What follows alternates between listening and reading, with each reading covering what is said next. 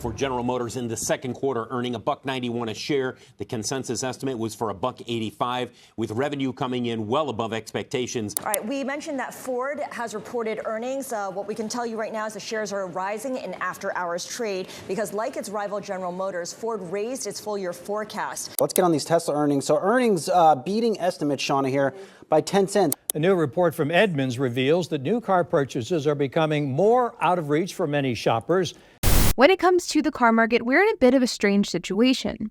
Car inventory is climbing, car prices are falling, and automakers and dealerships are posting earnings that are all over the place. At the same time, consumer price data is trending in the right direction, but in general, cars are still very unaffordable to the average buyer. And despite the fact that we have all of the components for a market crash, the market still hasn't crashed, though prices have gone down. And the real question that many of us are asking is why? Now, we know based on Manheim data that car prices are down 11.1% year over year, and vehicle inventory is at its highest level since the pandemic, which is excellent news. But the average price of a new car is currently $48,808, according to KBB data, which is at 1.6% year over year. So new cars are still very expensive.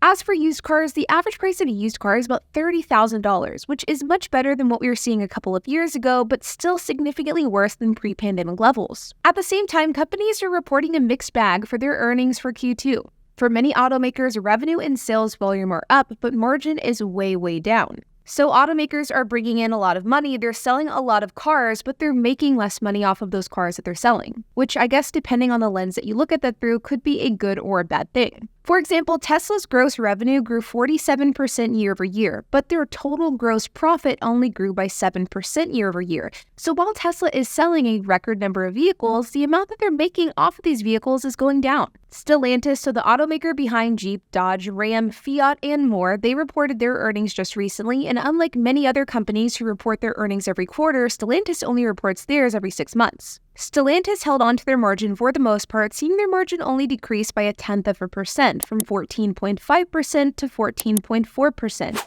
And not only did revenue increase, but net income did as well, with revenue increasing by 12% and net income increasing by 37%. But then we have General Motors, who basically blew every other automaker out of the water. Though General Motors' margin has declined, things are still looking really solid. In fact, GM's operating margin is beginning to catch up to Tesla's. And according to a Bloomberg report, the average price of a Tesla has decreased by $10,000 over the last year, while the average cost of a General Motors vehicle actually went up by $2,000. And currently with GM, their deliveries are up 18.8%, revenue is up 25%, and net income is up a whopping 52.46%, which is just crazy. As I record this video, Ford hasn't released their earnings quite yet, but by the time that I edit this video, they will, so I'll insert a little blurb here breaking down how Ford performed compared to the competition.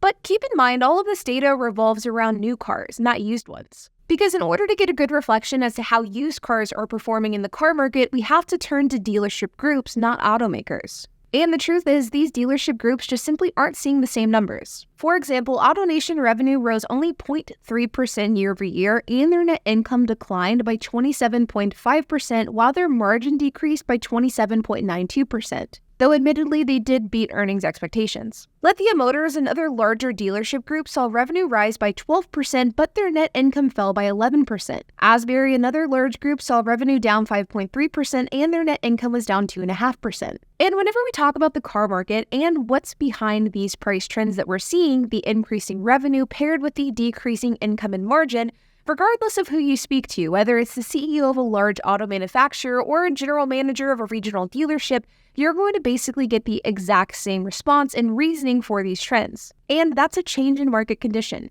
Basically, every time a dealership or an automaker explains why income and margin is declining, the reason behind this is change of market conditions, which basically means that the car market isn't like it was back in 2022.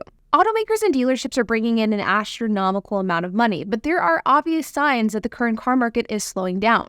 For example, the average vehicle incentive offered by Stellantis last quarter was $3,134, while the average incentive industry-wide is currently $1,914, or roughly 3.9% of the transaction price, which is the highest that we've seen in over a year. And in a world where it wasn't that long ago where we actually saw market adjustments adding $5,000, $10,000, $20,000 on top of the MSRP for a vehicle, seeing these types of incentives is always a welcome change.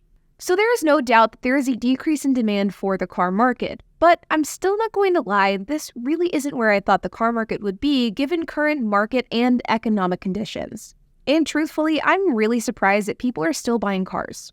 Sure, car prices have gone down enough to make you feel a bit better about buying a car, but surely not enough to make an unaffordable car an affordable one. Auto loan interest rates are ranging anywhere from 6% for the best borrowers to 28% for the worst, which isn't reasonable or affordable and isn't going to get better in the short term given the fact that the Fed just raised interest rates once again.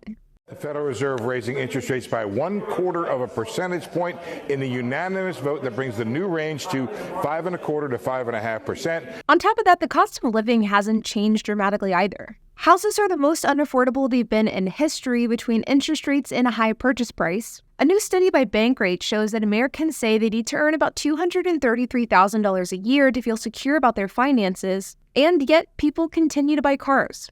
Maybe this has to do with the all-time high credit card debt balance that the U.S. just hit this month, which passed $930 billion, or the U.S. auto loan debt, which has passed $1.56 trillion. Or maybe it's just the total consumer debt, which is over $17 trillion. I don't want to be the person that's always yelling that the sky is falling and then the sky never falls. But I've got to be honest, this current market is a massive red flag. Automakers are reporting record revenue. Dealerships, while slowing down, are still doing good, all things considered. And people continue to buy cars despite the fact that right now cars are as unaffordable as ever. And the fact that we are seeing credit card balances, auto loan debt, and total consumer debt increasing month by month, it just doesn't paint a pretty picture, and to be honest, it just doesn't make sense. And I'm certainly no economist, but as somebody who is a living, breathing adult who makes and spends my own money, I can say that even being a consumer, I've noticed that just life is significantly more expensive than it was a few years ago, and I'm genuinely confused as to how these automakers and dealerships continue to sell these expensive cars and how people continue to afford to buy them. I've been saying this for an extremely long time, but I don't think that the current car market is sustainable. And truthfully, I think the fact that automakers and dealerships are still reporting record revenue, I think it sort of proves my point, because something here simply isn't adding up. But like always, you guys, I hope that you enjoyed this video. If you have any questions, comments, if you have anything to add, I would love to hear it, so make sure to leave a comment down below. And while you guys are at it, make sure to hit the like button, hit that subscribe button, and hit the notification bell, and I will see you guys in the next video.